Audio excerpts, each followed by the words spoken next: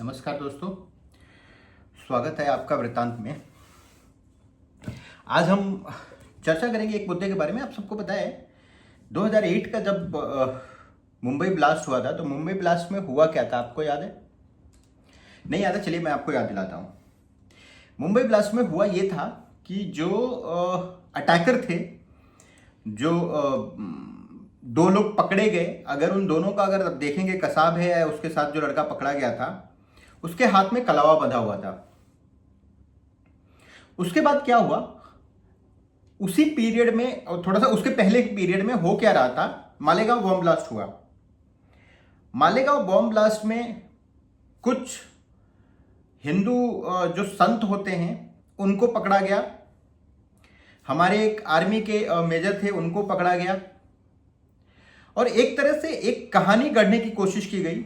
सुशील कुमार शिंदे उस टाइम पे गृह मंत्री हुआ करते थे, होम मिनिस्टर हुआ करते थे, और एक कहानी गढ़ने की कोशिश की गई हिंदू आतंकवाद की। अब सबको अगर ये फैक्ट याद होगा तो आप उससे रिलेट कर पाएंगे।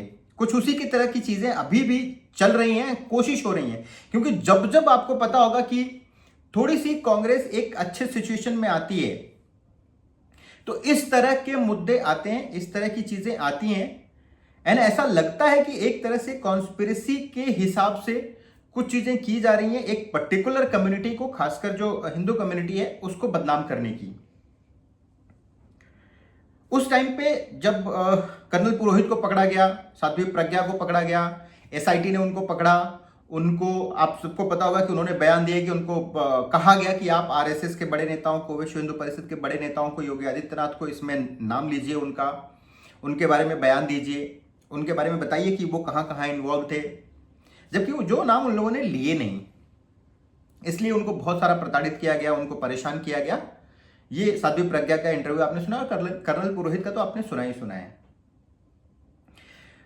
अब उसके बाद उसका लास्ट जो रिसॉर्ट था, कि अगर एक तरह से कह लीजिए, मैं उन्हीं के बातों पे जा रहा हूं, जैसा कि दिग्विजय सिंह ने कहा हुआ था और बाकी लोगों ने कहा था कि जब मुंबई ब्लास्ट हो तो उसको इन्होंने कहा था कि ये एक आरएसएस का ब्लास्ट है। आरएसएस ने ब्लास्ट कराया है अपनी चीजें छुपाने के लिए। एसआईटी जो इन्वेस्टिगेशन कर रही है हिंदू आतंकवाद का, भगवा आतंकवाद का, उसको बचाने के लिए, उसको दबाने के लिए ये ब्लास्ट कराया है। ये भी न्यूज आपने सुनी होगी। आपको बता दूं, अगर उसी थियरी पे हम जाएं तो हमें ये लगता है कि वो जो मुंबई ब्लास्ट था, बेसिकली वो last nail in the coffin कहा जाता है। वो ये था कि पहले एक थियरी गढ़ी गई, कुछ लोगों को गिरफ्तार किया गया, गिरफ्तार करने के बाद एक नैरेटिव फैलाया गया, लोकसभा में बयान दिया गया, और उसके बाद एक तरह से कहा जाए तो मुंबई जब अटैक हुआ तो उनके हाथ में कलावा मिलने का, अगर वो बाहर की कंट्री ने किया तो भी मैं कहूंगा कि उन्होंने इसका फायदा उठाते हुए उस नैरेटिव को बल देने की, या कह लीजिए कि ठप्पा लगाने की कोशिश करी कि हाँ ये हिंदू आतंकवाद है। क्योंकि अगर सोचिए कि जितने अटैकर्स आए थे उसमें से सारे अटैकर मारे गए, खाली कसाब पकड़ा गया जिंदा। अगर कसाब भी जिंदा नहीं पकड़ा जाता और अगर वो मारा जाता और उसके हाथ में कलावा मिलता, तो ये तो भेद कभी खुल ही नहीं पाता कि ये आतंकवादी पाकिस्तान से आए, ये आतंकवादी एक पर्टिकुलर कम्युनिटी से हैं, मुस्लिम हैं। वो तो यही कहा जाता है कि हिंदू आतंकवाद की जो हम एक परिकल्पना कर रहे थे, हम जो एक तरह से एक नैरेटिव चला रहे थे, वो नैरेटिव नहीं है, वो सही है। ये प्रूव कर दिया जाता। इन द सिमिलर फैशन अगर आप देखेंगे तो अच्छी मेजॉरिटी से कांग्रेस की गवर्नमेंट कर्नाटका में बनी है। और हुआ क्या है रिसेंट में अभी अभी हुआ ये है कि आप सबको पता होगा कि एक बहुत पुराना, 1000 साल से पुराना एक धर्मस्थला टेम्पल है, ठीक है। वहां पे एक सैनिटेशन वर्कर था जो 1995 से 2004, 2008, 2006 तक वहां काम कर रहा था। वो अचानक एक महीने पहले आता है, जुलाई के महीने में आता है, और एक वो कंप्लेन करता है। कंप्लेन क्या करता है? कंप्लेन ये करता है कि उसने बहुत सारे इलीगल बॉडीज हैं, उसको उन्होंने बरियल किया हुआ है, उसको जबरदस्ती उससे कराया गया है, ये क्लेम करता है। और ये आके प्रॉपर एक केस रजिस्टर कराता है। इतना ही नहीं, ये केस रजिस्टर होता है, वो कहता है कि मैं जाके, पहले मैंने बरियल किया था, अभी मैंने जाके एंड वो खोद के निकाला है, कुछ मैंने बॉडीज के स्केलेटन निकाले हैं, स्कल्स हैं, उनके फोटोज, कलर्ड फोटोज सबमिट करता है। सबमिट करने के बाद वो केस रजिस्टर किया जाता है, उस पर इन्वेस्टिगेशन चालू होता है। एंड जैसा कि हमेशा का पैटर्न रहा है, उस पैटर्न के हिसाब से एक महिला आती है और वो मीडिया में बयान देती है। क्या बयान देती है? कि 1 वीक पहले हमारी एक बेटी है जिसकी हत्या हुई है एंड उसका भी बरियल किया गया है। ये वो बयान देती है। और इस बयान के बाद होता क्या है? एसआईटी बैठती है, इन्वेस्टिगेशन चालू होता है और जगह जगह पे जाके खुदाई चालू होती है। जब खुदाई चालू होती है तो ऐसा कुछ मिलता नहीं है। जितने भी बरियल साइट्स वो बताता है, वो बरियल साइट्स वो खोदी जाती है, बट खोदने के बाद वहां कुछ मिलता नहीं है। और ये जो कंप्लेनेंट होता है वो बार बार अपने बयान बदलता है और बयान बदलता है। इस तरह से एसआईटी को शक होता है। अब जैसे मैंने पैटर्न बताया, आप सबको पता है कि जब 2008 का जो बॉम्ब ब्लास्ट हुआ था, उसके पहले जब हिंदू आतंकवाद की बात चली थी, तो उस टाइम पे भी एक पैटर्न देखा गया था कि पहले कुछ लोगों ने पहले ऑब्वियसली एक रिपोर्ट जारी की गई मालेगांव बॉम्ब ब्लास्ट में, लोगों को गिरफ्तार किया गया। फिर क्या किया गया? एक पेपर में एडिटोरियल गया। एडिटोरियल के बाद उस एडिटोरियल के बेसिस पे जितने भी भारत के विरोधी कंट्रीज हैं और जो चैनल्स हैं, चाहे वो बीबीसी हो, चाहे अल जजीरा हो, चाहे बहुत सारे चैनल्स हैं जो इंडिया के खिलाफ रहते हैं, इन सारे चैनल्स ने वो उठाया, उसकी इंटरनेशनल लेवल पे एक स्टोरी चलाई और वो स्टोरी चला के भारत को और एक हिंदू धर्म को बदनाम करने की कोशिश करी। फिर उस पर बुक लिखी गई। बुक लिखने के बाद उसको भी लॉन्च किया गया, जिसकी लॉन्चिंग में दिग्विजय सिंह गए थे, अभी भी आपको पता होगा। सिमिलर पैटर्न देखा गया कि एक तरह से एक सैनिटेशन वर्कर आता है जो बहुत पहले काम छोड़ चुका है, अराउंड 15 साल पहले वो काम छोड़ चुका है। वो एक क्लेम करता है कि भाई हमने बहुत सारी बॉडी मंदिर से ये करी है और किसी ने मेरे से कराया है, और उस पर पूरे कर्नाटका की पुलिस चल पड़ती है उस मंदिर के पीछे, और ये जानने के लिए कि वहां कुछ गड़बड़ हो रहा है। सारा खुदाई करती है, वो जो जो कहता है वो सब मान लेती है। साथ में इस पूरी कहानी को वापस उन्हीं सारे लोग उठाते हैं और साथ में नई चीज ऐड होती है कि यहाँ पे जो अपोजिट के इन्फ्लुएंसर्स हैं, ट्विटर पे आते हैं, आप सबको पता है, कुछ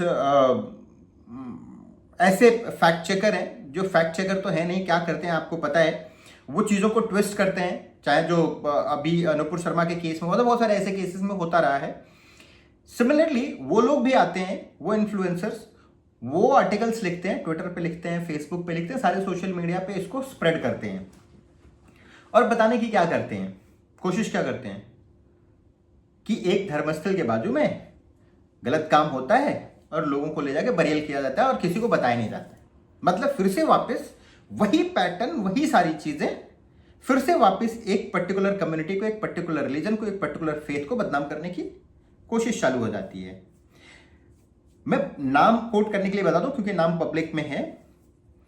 अनया भट्ट करके जो फीमेल हैं, जो मीडिया में आती हैं, बयान देती हैं कि सुजाता भट्ट उनकी बेटी है जिसका 1 वीक पहले मर्डर हुआ है और उसका बरियल किया गया है।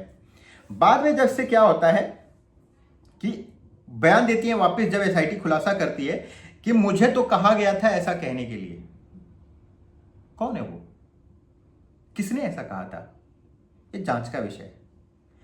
ये जरूर इसकी तह तक जाना चाहिए। अगर एसआईटी बनी है तो एसआईटी खाली बरियल को खोद के नहीं देखना चाहिए कि क्या हुआ है, ये जांच करनी चाहिए कि इस महिला को किसने कहा कि आप ऐसा बयान दो।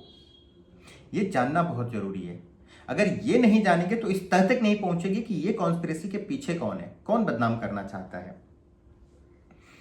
तो और वो कहती है कि वो जो बंदा है, जो चिनैया, जिसको गिरफ्तार किया गया है, जो एक मास्क पहने जो आता है और कंप्लेन करता है, उसके बारे में वो कुछ नहीं जानती है। यानी उसने तो कहा नहीं है। अगर उसके बारे में वो नहीं जानती है तो उसने तो कहा नहीं है झूठ बोलने का, किसी और ने कहा है। तो वो कौन है ये जानना बहुत जरूरी है। क्या फिर से कोई कॉन्स्पिरेसी चालू हुई है? क्या ये बड़े लेवल पे, क्या ये दिल्ली से ड्राइव हो रहा है? क्योंकि वहां पे गवर्नमेंट किसकी है? आप सबको पता है कि इस पूरे मामले में सबसे ज्यादा जो एक्टिव थे वो सिद्धारमैया थे। सिद्धारमैया एक्टिव क्यों थे? तो क्या इसका जो डायरेक्शन आ रहा है क्या इसको जो पुश आ रहा है क्या वो दिल्ली से आ रहा है और इसलिए सिद्धारमैया बहुत ज़्यादा एक्टिव है?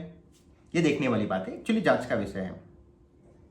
इसके ऊपर जितने भी इन्फ्लुएंसर्स उन्होंने फेक एआई वीडियोस क्रिएट किए और उस प्रोपेगेंडा को आगे बढ़ाया। अगर आप देखेंगे तो जो लोगों की हम बात कर रहे हैं जिन्होंने इसको फैलाया, वो लोग लिखते क्या हैं मैं आपको जस्ट बता ही देता हूँ। ट्विटर पे वो लोग क्या क्या लिखते फिरते रह रहे हैं। तो इस मामले पे जो अपोजिट थॉट के लोग हैं, जो कि हमेशा एक थॉट को बदनाम करने की कोशिश करते हैं, वो इस पे क्वेश्चन उठाते हैं। वो लिखते हैं कि आखिर धर्मशाला में हो क्या रहा है? क्या ऐसा हो रहा है कि लोगों का मर्डर किया जा रहा है? क्या उनको ले जाके और दफनाया जा रहा है इलीगली बिना किसी को बताए? क्या बहुत बड़ी कोई चीज छुपाई जा रही है, कोई बड़ा रैकेट है? और ये कह के ये सारे जो इंटरनेशनल न्यूज चैनल है वो और जो प्रोपेगेंडिस्ट हैं इंडिया के, वो सारे एक इसको फैलाते हैं। जब ये एसआईटी खुलासा करती है और थैंक्स टू रूलिंग गवर्नमेंट, जो सेंटर में रूलिंग गवर्नमेंट है और उसकी पार्टी जो बीजेपी है, इसमें बड़े बड़े लोग इन्वॉल्व होते हैं। जैसे कि आपको पता है कि अभी साउथ इंडिया का जो सबसे बड़ा लीडर है बीजेपी के अन्नामलाई, वो लिखते हैं और वो डिटेल में लिखते हैं क्योंकि उन्होंने कर्नाटका में आईपीएस सर्व किया हुआ है। और सोचिए कि कितनी बड़ी कॉन्स्पिरेसी है कि उनको ये लिखना पड़ रहा है। एक पुलिस वाला जो पुलिस का काम किया है, बड़े ओहदे पे रहा है, वो भी लिखता है it is extremely disturbing to note that one mass man took the entire government machinery of Karnataka state for granted for over a month. तब पूरे एक महीने के लिए एक आदमी आता है मास मैन, वो कहता है कि मैंने ऐसा कुछ देखा है, एक कॉन्स्पिरेसी थियरी, और पूरी स्टेट मशीनरी उसके पीछे लग जाती है। क्यों? क्योंकि मुद्दा ये जो है, एक मंदिर से, एक टेंपल से, जिसमें कि एक पर्टिकुलर कम्युनिटी है वो बदनाम हो सकती है, उसके ऊपर छींटे लग सकते हैं, दाग लग सकते हैं, तो इसको भुनाने की पूरी कोशिश होती है। इस पे अगर आप देखेंगे तो साउथ इंडिया के सारे लीडर उठते हैं और इसको डिफाई करने की कोशिश करते हैं कि ये एक तरह से जो चेन्नैया मास्क मैन है वो न्यूज फैलाता है धर्मस्थला टेम्पल के बारे में। एसआईटी ने उसको आज गिरफ्तार किया हुआ है। उसका फोटो अगर आप देखेंगे तो आपको पता चलेगा कि वो किससे मिल रहे हैं। उसी तरह से अगर आप देखेंगे तो ये जो फीमेल जो मैं बोल रहा था उसका वीडियो आप देखिए, क्या कह रही है। इडी कर्नाटक वीडियो आया हुआ है। ನನ್ನ ಮನೆ ಮಗಳಿಗೆ ಆಗಿದ್ದ ಅಂತ, ಬಟ್ ಅದು ಸುಳ್ಳು ಅಂತ ಗೊತ್ತಾದಾಗ ಅವರ ಭಾವನೆಗಳಿಗೆ ಧಕ್ಕೆ ಬರೋದಿದೆ ಅಲ್ವಾ? ನೀವೆಂತ ನೋವಲ್ಲಿದ್ದೀರಾ, ಅದನ್ನ ಆ ಸುಳ್ಳನ್ನ ನಂಬಿದವರು ಅಷ್ಟೇ ನೋವಲ್ಲಿದ್ದಾರೆ. ಹಾಗಾಗಿ ನೀವಿವತ್ತು ಕರ್ನಾಟಕದ ಜನತೆಗೆ ಕ್ಷಮೆ ಕೇಳಬೇಕು, ಧರ್ಮಸ್ಥಳದ ಭಕ್ತಾದಿಗಳಿಗೆ ಕ್ಷಮೆ ಕೇಳಬೇಕು. ಯಾಕಂದ್ರೆ ಒಂದ್ ಕ್ಷಣ ಅನಿಸ್ತು, ಅಯ್ಯೋ ದೇವಸ್ಥಾನಕ್ಕೆ ಬಂದಿರೋ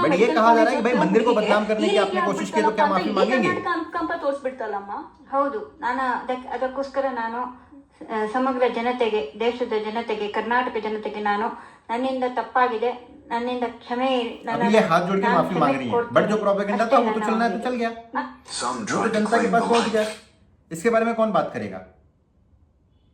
तो मेरा यही कहना है, ये पूरा मसला बताने का खाली इतना ही मतलब था कि हम, जैसा कि योगी आदित्यनाथ कहते हैं कि बटेंगे तो कटेंगे, चाहे वो भाषा के नाम पे हो, चाहे प्रदेश के नाम पे हो, चाहे जाति के नाम पे हो, चाहे धर्मस्थलों के बारे में हो।